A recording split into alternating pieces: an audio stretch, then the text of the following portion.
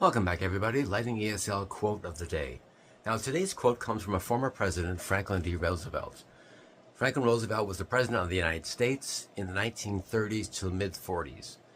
Now, very good president in the sense that during the Great Depression of North America, which was a bad time of labor across North America, he came in and had certain rules and regulations for his country of the United States.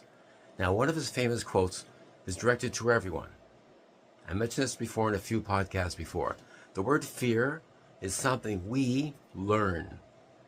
Yeah, we learn from our parents, our relatives, and so on. Basically, there's only two main things we're afraid of or have fear of. Loud noise and fear of falling. That's it. The rest is just like in his famous quote. The only thing we have to fear is fear itself. Fear of doing this, fear of doing that, fear of speaking out, fear of doing this, and so on.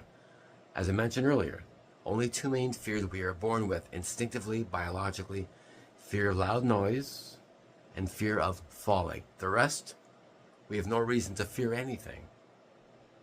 So again, in his quote by Franklin D. Roosevelt, the only thing we have to fear is fear itself. Fear of the unknown, fear of failure, fear of success, yeah. Fear comes in many, many ways, the word fear, F-E-A-R. So Roosevelt talked about this expression many, many times. The only we have to fear is fear itself. Remember that. Remember that. The only thing we have to fear is fear itself. Think about it slowly. Again, the only thing we have to fear is fear itself. What the word means. Why are you afraid of this? Why are you afraid of that? You've never done that. Some people are afraid of, let's say, going over a bridge. Fear of elevators, fear of this, fear of that. There's no reason for it, but somehow something happened to you to make you afraid or fearful of that.